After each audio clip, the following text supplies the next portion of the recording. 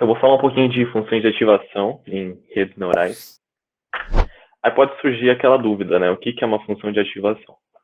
Uma função de ativação a gente aplica sobre os neurônios de uma rede neural, bem no finalzinho, depois que já teve o cálculo dele, vou explicar mais pra frente como funciona esse cálculo. A gente faz um cálculo ali e depois a gente passa por uma função de ativação para assim passar esse valor de resultado para o próximo neurônio. Ela também é conhecida como, ao invés de só função de ativação, ela também é conhecida como função de transferência. Aqui a gente tem um exemplo de uma rede neural. Aqui nós temos só 3 hidden layers. Mas poderia ter muitas, como o Eric mostrou, poderia ser bem mais profunda. Nesse caso, ele é um pouco raso, né, porque só tem 3. Então, nesse caso aqui da input layer, poderia ser uma imagem, por exemplo. Aqui seria a entrada, né, cada imagem, cada dado da imagem, né, se dá um flat nela, seria um vetorzão com todos os números referentes aos valores de cada camada, né? E assim, deixa eu mostrar isso aqui, acho que dá para entender melhor. Isso. Esse exemplo que eu peguei, ele só tem uma camada de hidden layer, que seria essa camada aqui. Aqui que ele faz? Esse x1 até xm, a gente pode considerar que são os valores de uma imagem, por exemplo. Se fosse uma imagem preto e branco, teria uma camada só, mas se fosse uma RGB, seriam 3 camadas sobrepostas. Mas quando você dá um flat nela, todos esses valores aqui seriam esses aqui. Esse 1 aqui, ele não faz parte do input, mas ele só está aqui mostrando que vai ser o nosso bias, o nosso viés que a gente vai adicionar. Aqui é feito o nosso cálculo realmente. Esse aqui a gente pode considerar que é um neurônio. Esse cálculo vai ser feito em todos os neurônios. Do lado aqui, a gente consegue ver como que é feito o cálculo desse neurônio. A gente tem a nossa entrada, que seria um vetorzão x, por exemplo. A gente teria esse θ. O θ, você pode considerar que é o conjunto do θ1 até o θm. O conjunto de todos esses θs seria um vetorzão θ. E aí você pode considerar que são os pesos. Geralmente em outras notações ele usa o θ, usa aquele W grande. Então esses aqui serão os pesos que você vai atribuir, que você vai multiplicar aos valores de input, e você vai somar esse θ0, que é o nosso bias. Depois que você faz esse cálculo é referente a um neurônio só.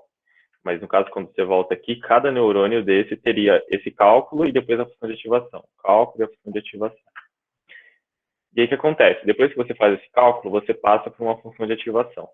Nesse caso, ele está usando uma função não linear.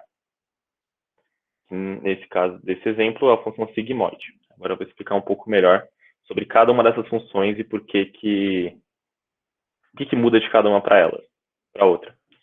Então vamos lá, quais são os tipos de função de ativação?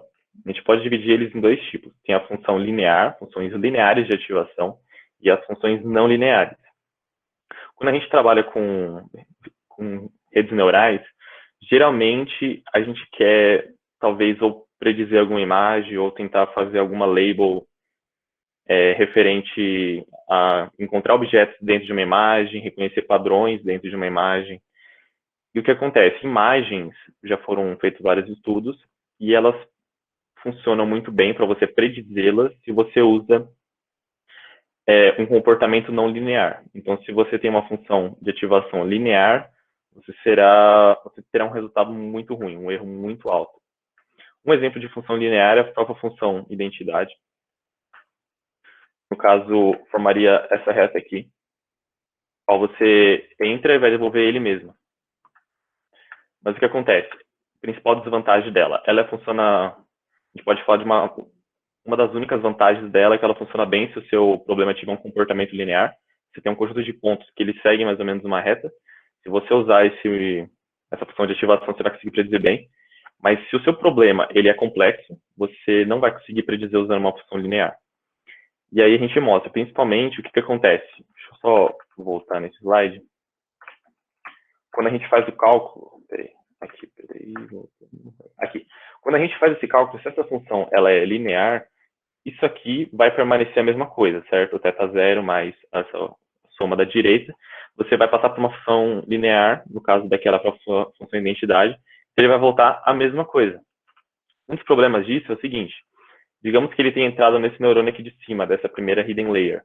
Ele vai entrar, a função de ativação não vai fazer nada com o valor que foi calculado, né, do peso mais o bias, e ele vai servir de input para esses neurônios da segunda hidden layer. O que vai acontecer? Esses aqui, ele vai entrar como input. E essa função, desculpa, e essa hidden layer, ela vai fazer a mesma coisa. Ela vai ter os pesos delas e vai ter aquele bias dela. Ele vai multiplicar pelo peso, depois ele vai tomar com bias. Quando chegar aqui no final, no output layer, o que vai ter acontecido é que você não vai ter adicionado nenhuma não linearidade para esse modelo. Porque se você tem uma função de ativação linear, você pode perceber que no cálculo, aqui, isso é linear. Você tem só um x aqui. Então, ele é linear. E aqui acontece, se você não coloca uma função de ativação não linear, você pode colocar várias hidden layers, você pode ter muitas, você pode fazer uma rede profunda. É como se você tivesse quase nenhuma hidden layer. Porque quando você não coloca uma função de ativação não linear, aquelas hidden layers que você vai colocando, elas não vão funcionar como hidden layers, como elas deveriam realmente funcionar.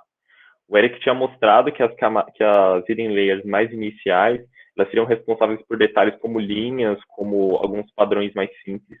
E conforme você vai avançando para chegar perto das camadas finais, perto da camada final, esses padrões vão aumentando, vai chegando ao ponto de chegar a boca, o olho, até chegar a parte da face. Então, o que acontece? Quando você usa uma função de ativação linear, você quebra tudo isso, porque você não vai conseguir aprender a complexidade do modelo. É como se tudo aquilo lá fosse em vão. Você vai treinar e não vai conseguir obter o resultado que você quer. Essa é a desvantagem dela.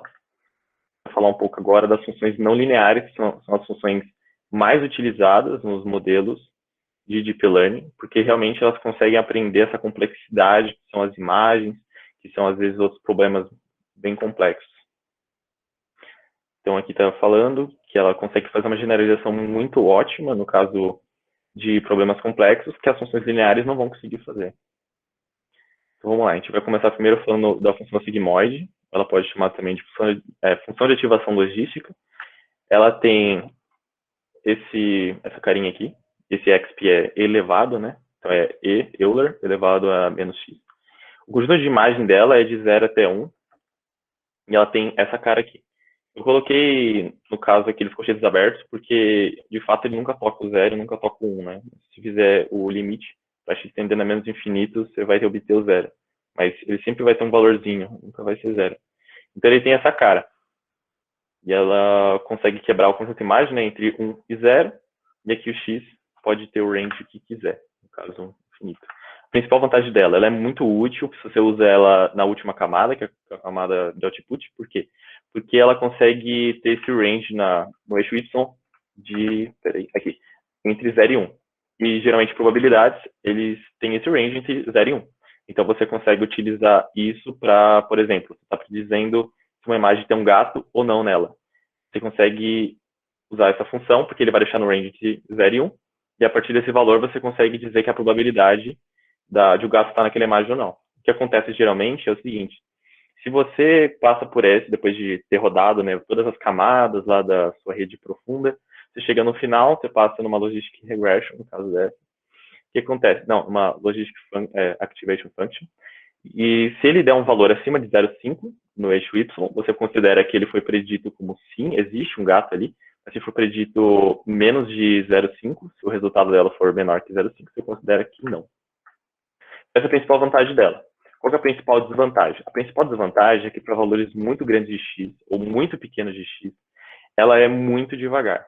E essa lentidão no treinamento, ele se deve principalmente ao método principal que a gente utiliza para treinar nossas redes profundas. O que acontece? A gente usa o método do gradiente descendente.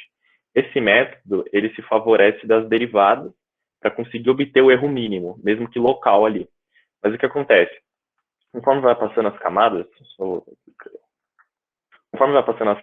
tem a parte do forward propagation, que é quando a gente tem aquela rede que eu mostrei no início. Você vai indo da esquerda para a direita, você vai calculando tudo aquilo lá, usando os weights e os bias. E chega no final.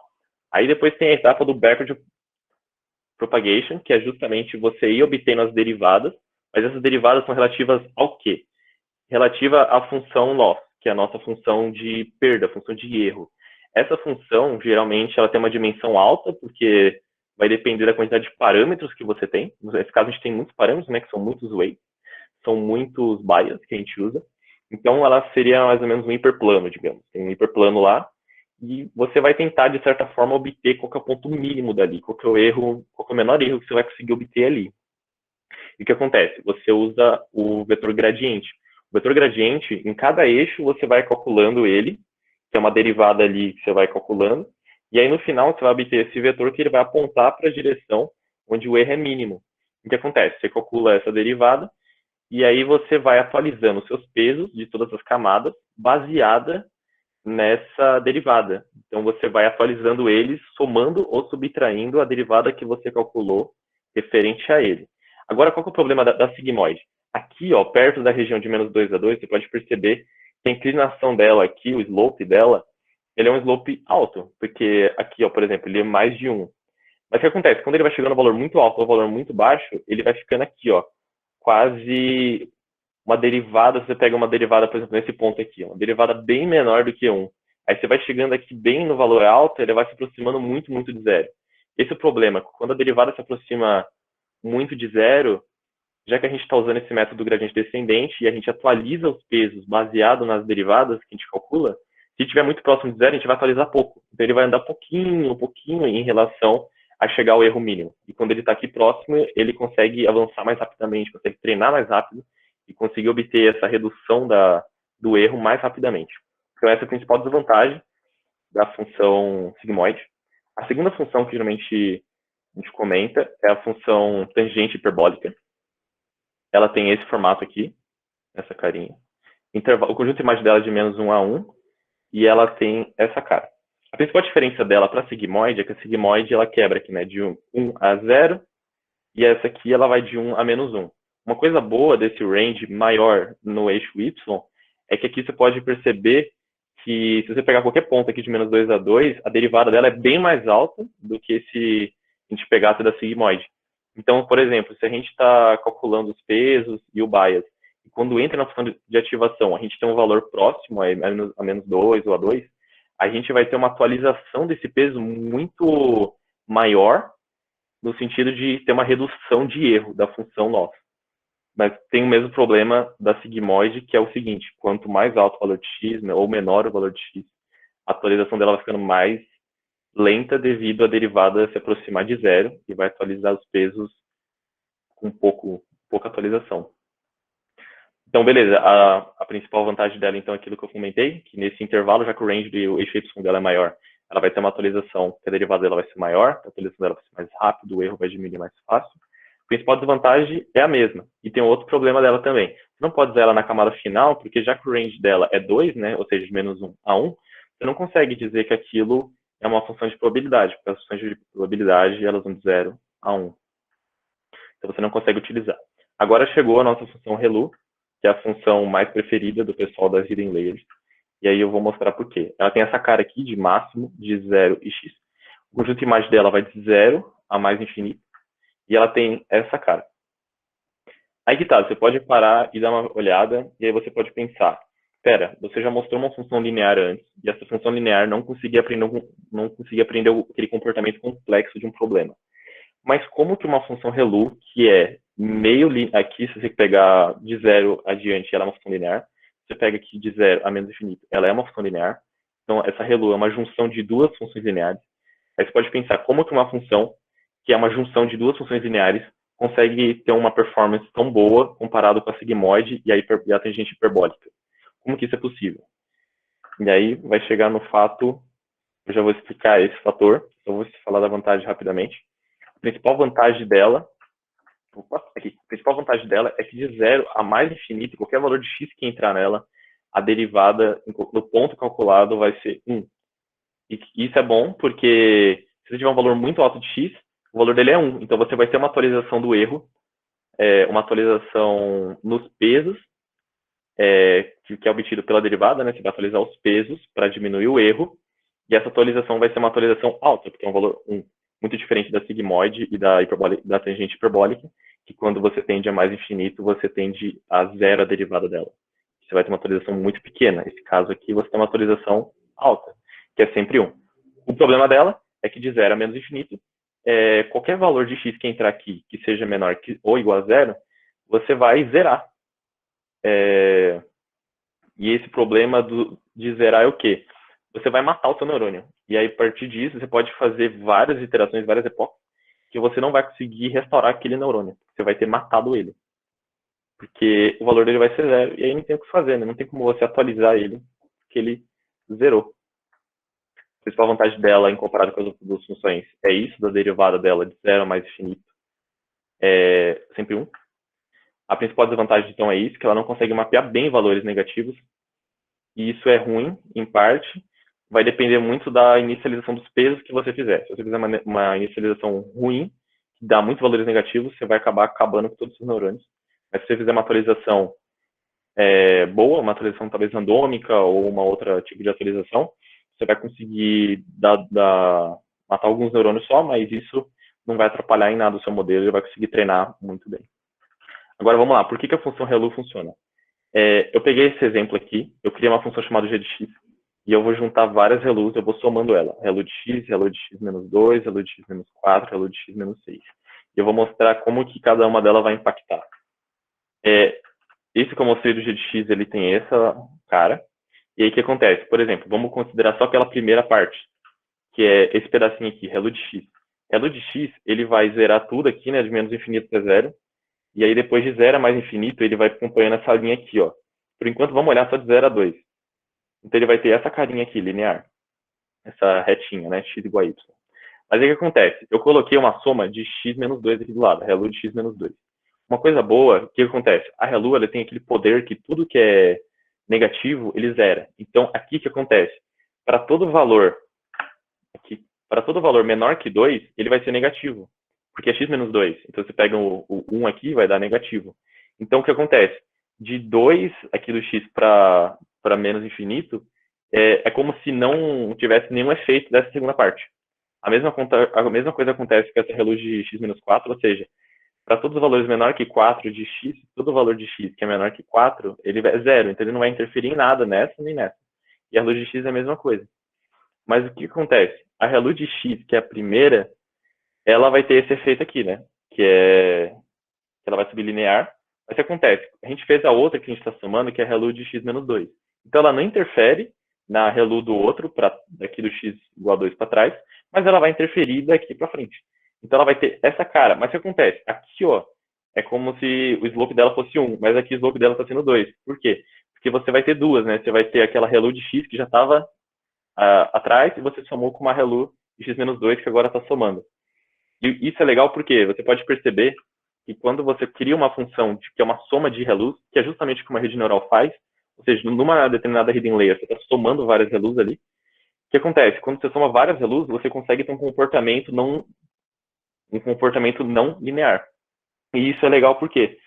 Porque quando a gente bate o olho na ReLU, a gente não pensa que ela tem esse poder, mas quando a gente começa a somar ela, dependendo dos pesos também que você dá, você pode multiplicar por vários fatores aqui, ou talvez ter um bias diferente. Com isso, você consegue aproximar uma soma de ReLUs, consegue se aproximar talvez de uma função senoide, de uma cosseno. Então, isso é uma coisa legal porque a soma de ReLUs, você consegue obter qualquer coisa. Isso é muito da hora, no sentido de obter uma função não linear. E é justamente aqui, né? Aqui ele aumenta de 1, aumenta de 2, aumenta de 3, aumenta de 4. Que é justamente aquele agrupamento de ReLUs. Uma coisa muito da hora. Agora tem vários tipos de ReLU. Temos a ReLU normal mesmo, que é essa amarelinha. Temos a outra que é a Leak ReLU. Essa Leak ReLU, o que acontece? Ele é igual a ReLU, mas de 0 a menos infinito. Você pega e faz uma reta, mas você multiplica por um fator baixo. Então, tipo 0,1, por exemplo. Então, mas aí o que acontece? Você pode treinar esse parâmetro, né? Você pode treinar qual que vai ser o slope aqui que eu vou usar, qual que vai ser esse coeficiente da reta que eu vou utilizar, que melhor vai conseguir reduzir o erro.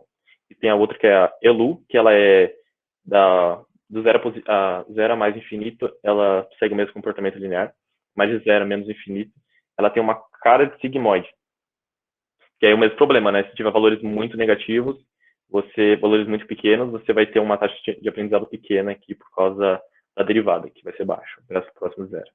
Então, comparação entre funções de ativação. Aqui a gente tem alguns exemplos de função de ativação. temos duas sigmoides aqui. Esse 1.0 e 2.5 é uma constante que você multiplica ali no x, do e elevado a menos x, você multiplica de uma constante. Nós temos a tangente, temos a ReLU. Temos duas aqui que eu não expliquei bem, mas elas estão aqui só para exemplificar. Aqui a gente percebe, aqui é o gráfico da derivada. Então, se a gente pega a sigmoide de 1, por exemplo, que é a que a gente usou no exemplo, ela tem esse comportamento azul, então ela é baixa aqui, mas a nossa tangente hiperbólica, ela consegue, em valores próximos aqui de menos 1 a 1, ela tem uma derivada muito alta, ela tem um valor de derivada muito alto, então eles vão conseguir um aprendizado bem melhor do que a sigmoide. E a nossa ReLU, ela está aqui nessa cor azul. O bom dela é que você vai ter um aprendizado zero aqui, né, na função linear ali, na de zero a menos infinito. Porém, depois de zero a mais infinito, você vai ter aqui o aprendizado 1, que é uma derivada bem alta, você vai conseguir ter uma atualização dos pesos muito boa. Beleza? Qual que é o próximo? Aqui é um exemplo que eu peguei, que você está treinando, você tem que fazer o seguinte, o seu modelo tem que reconhecer os pontos azuis que estão aqui no meio e separar ele dos pontos laranjas que estão aqui ao redor. Se você usa uma função linear de ativação, não tem como essa função linear conseguir prever esse comportamento. Então, ele vai tentar fazer várias coisas aqui ao longo dos epoques, mas ele não vai conseguir prever bem. Se você usa a sua tangente hiperbólica e a sua ReLU, ele vai ter, ao longo dos epoques, esse comportamento. Aqui, a ReLU, você percebe que ela não é tão sharp, assim, que nem esse tangente hiperbólico, mas é justamente aquele negócio que eu mostrei, que a ReLU, quando você vai somando muitas delas, é como se fossem várias pequenas retinhas que você consegue obter. Mas o bom da ReLU é que você consegue ter uma velocidade muito mais alta que a tangente hiperbólica, para valores altos de x. Então, foi isso. Muito obrigado pela atenção. E aqui tem algumas bibliografias, se alguém estiver interessado.